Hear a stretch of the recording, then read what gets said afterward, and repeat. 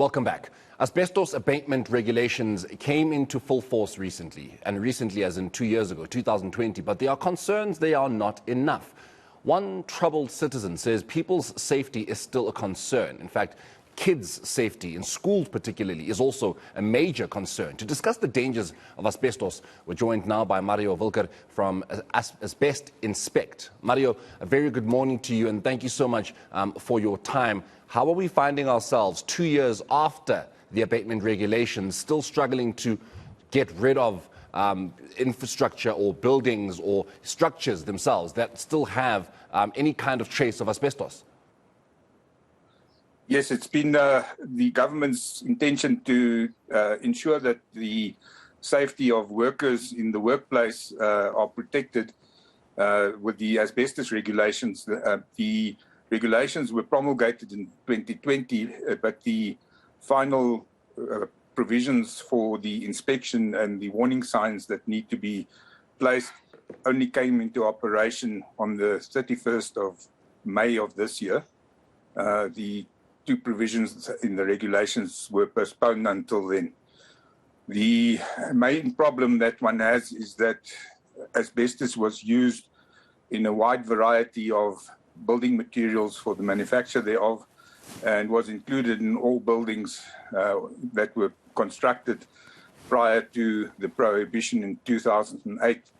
Now, this includes roof sheets, ceiling insulation, fire doors, floor tiles. There's such a wide variety of different places, gutters and downpipes that were made with asbestos, and that pose a very real threat to people that work with it or on it. For instance, cleaning gutters or trying to paint fascia boards that are made of asbestos by first scraping or sanding it can cause serious health problems such as asbestositis, mesothelioma, and a variety of cancers, including lung cancer. Most of these people that are infected or get asbestos in their lungs and are diagnosed or die within 2 years of diagnosis of a malignant disease. So that it's a very serious thing that has to be addressed. And certainly there are many buildings and many people that are not aware of the dangers. Now, the asbestos regulations only have provide for the workplace. So that means that every employer is now obliged to have his workplace inspected for asbestos.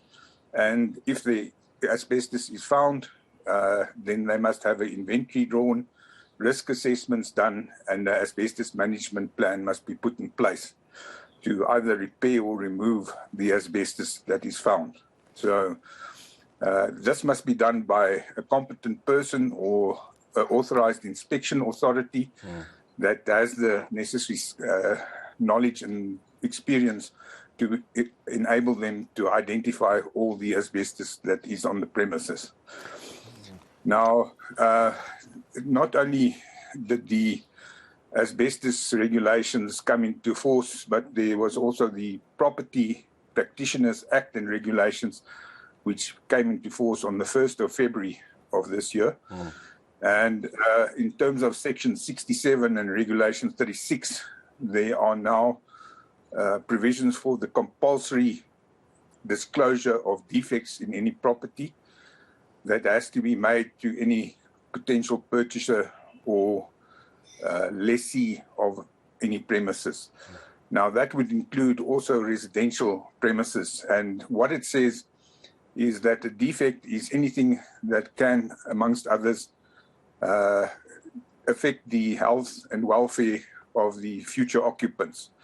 Now, asbestos in a residential or any other building is one of these factors that could affect or may affect the health and welfare. And therefore, the disclosures must now be made prior to entering into any new lease or into any new sale agreement of any asbestos on also residential properties and commercial properties. Now, Mario, we're talking, buildings of employers. So I would say, let's say eNCA, for example, would need to comply by these regulations. Otherwise, you'll face a fine of about 10 million rands. We're talking residential areas, but we have a concerned parent who reached out to eNCA essentially saying schools, you know, that of course have buildings of some 50 to 100 years old, also have asbestos in the infrastructure. And we're not talking at this point about schools and how this impacts schools and what schools will then have to do. Kids, you know, go to schools. I mean, this also would affect their health, no? Yes, definitely. The schools, in many instances, also have these asbestos temporary classrooms that became permanent. But, it's not the only place where asbestos is found. It may be in a wide variety of the different building materials that were used to construct the hall and other classrooms and other facilities at the school. So it's absolutely essential that the schools' governing bodies must appoint somebody to inspect the school so that they can comply with the regulations. And if this is not done by them, it must most certainly be done by the Department of Public Works.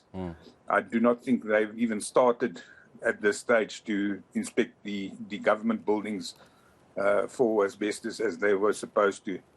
But I'm not sure of that. I don't have any personal knowledge of that.